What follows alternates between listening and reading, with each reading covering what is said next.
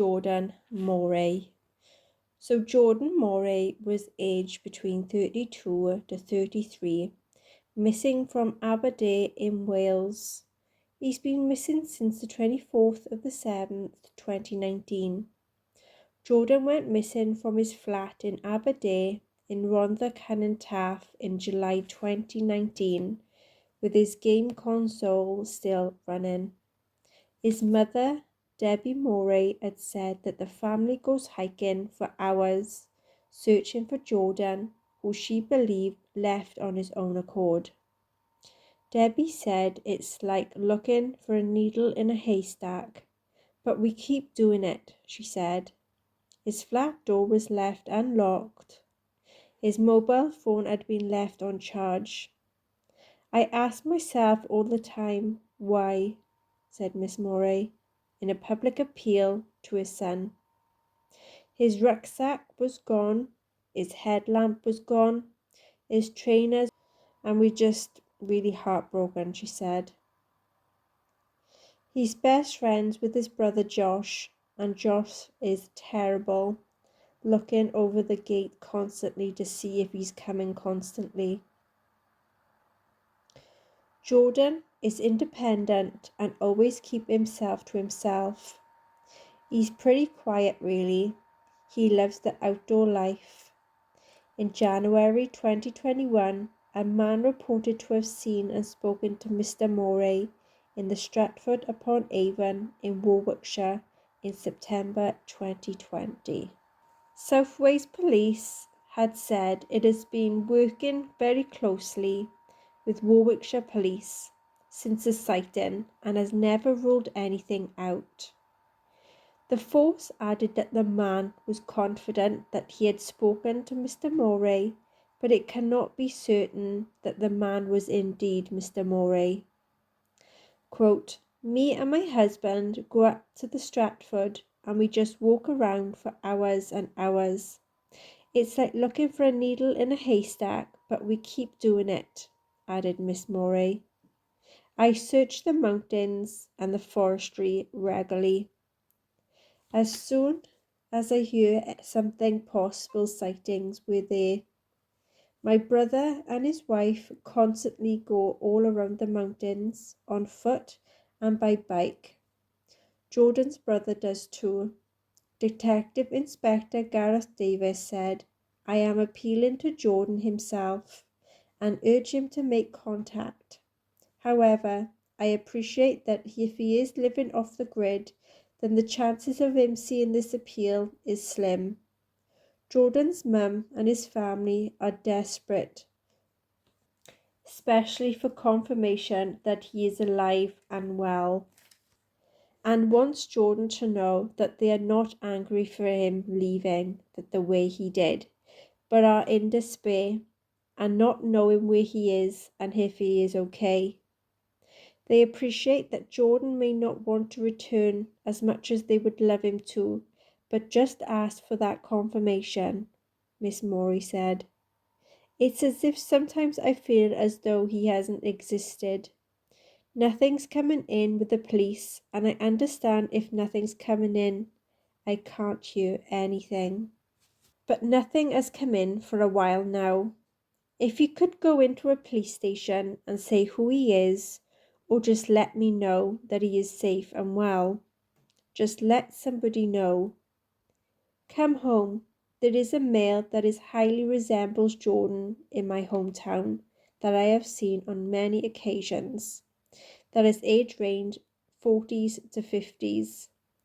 And my hometown is literally 34 minutes away from where Jordan was then living. So in close proximity, could this be Jordan? Or is this just a coincidence? The police have searched in teams and covered the surrounding mountains and waterways across the Brecon Beacons. Detectives have hoped for a mystery man who wrote a letter to the police could provide a breakthrough. The letter containing information officers believe could have been helpful was signed with the name of Kevin Humphreys, but attempted to identify the author had failed. on the anniversary of his disappearance without a trace. The South Wales Police has renewed its appeal for information.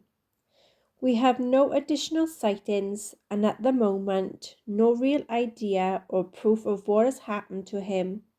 For that reason, we cannot rule anything out at all, said Detective Inspector Gareth Davis. We share hope with Jordan's family that there is one piece of information that will give us the breakthrough that we need. In the weeks before his disappearance, Jordan was seen getting into a blue to purple Ford Fiesta, which was driven by a woman who had visited his home. He was later dropped off by the woman, who was in her 20s with long dark hair. Jordan was a former boxer. There has been no signs of life or financial transactions.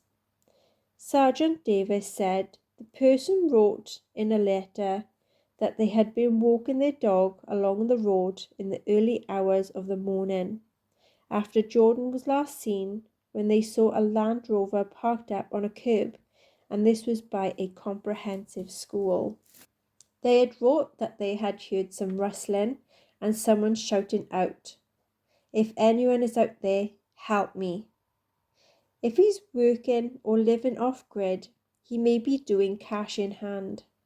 Sergeant Davis had said he believes there was a number of possible scenarios that was involved in Jordan's disappearance. That he'd taken by a third party, that he left of his own accord to cause himself harm or to take his own life, that he had gone up the mountains and been injured or in an incident or accident and unable to call for help, or that he was living off-grid, either alone or with someone else. Anyone with any information is to contact 101 and say his name. Debbie said that she struggled to eat since her son had vanished and still walked around the area 3 times a week looking for him. She said, "I can't make sense of it. I really can't. I don't know what to think," she said. Debbie said that he would see her tomorrow, and she informed him that she was on an early shift in work, but he told her he would still see her. And that was that. Jordan enjoyed boxing and was a Welsh champion for 3 years. He was very quiet, kept himself to himself, a bit of a loner, his mother said. He would go and walk up mountains. He enjoyed the outdoors and cooked for himself up there. Jordan had also been obsessed with the army and was a fit runner, having taken part in the fan dance, which was in 2018, following the infamous SAS selection route. A friend of the family put forward £2,000 reward for any information. Jordan's description is 5'8", athletic build, light brown short hair, had boxing gloves tattooed on his right shoulder, his name tattooed on his chest. He was last seen at Caradog Park area in Aberdeen at his flat. The date last seen was 24th of July 2019. The cause of suspicion is due to the condition of his flat.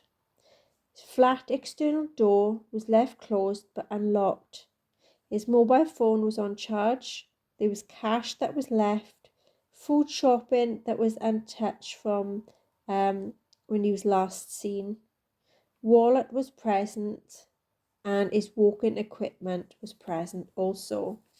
Items that was missing but cannot positively be verified: black day sack, backpack, head torch, camping burner, black trainers.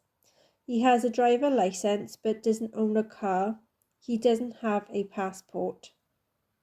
Some of the sightings are that there have been numerous sightings, too many to mention, but all were confirmed later to be negative. The police's action is they ask if anyone has any CCTV that have been checked, and they advised on what they believed should be checked with immediate attention. Nothing was heard back. They have asked for them to confirm sightings again with possible use of CCTV. Nothing heard back. They also asked to have physical meeting to ascertain a strategy and offer of any services. Nothing was heard. They could only assume that they were busy with their own investigation and that they will follow their own lines of inquiries.